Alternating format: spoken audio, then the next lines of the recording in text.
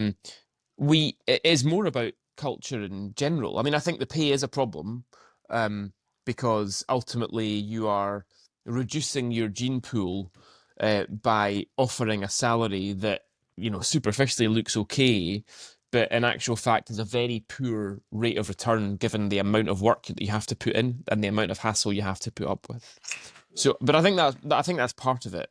Um, we have I just think we have a bit of a cultural problem with the Parliament. I think that a lot of people, and we know this from polling that we've done on the podcast, guys, that the sentiment towards the Scottish Parliament as an institution is going backwards.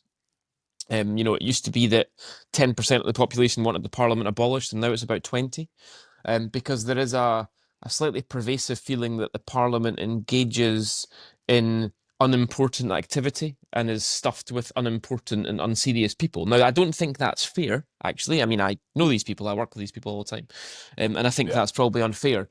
But I do think it is the case that the Parliament needs to portray itself and act in such a way that encourages people to understand that it does important things and does serious things and needs a lot of serious people there to make sure those things are done properly. And I don't think we have that mix right yet. What I would say, I suppose, because I have been critical of the Parliament before, and as you know, I've talked about open primaries for selections and more money for MSPs, and I do think all these things would help, and I think we should do all these things as well. But I suppose in defence, this is a parliament that's 25 years old.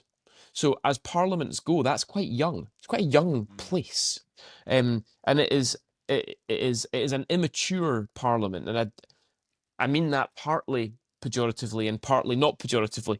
Um, and I think it has a long way to go before it is able to deliver on the aspirations and before it's able to attract the sort of people to be MSPs who otherwise at the moment will sit back and think, do you know what? It's really not worth the hassle.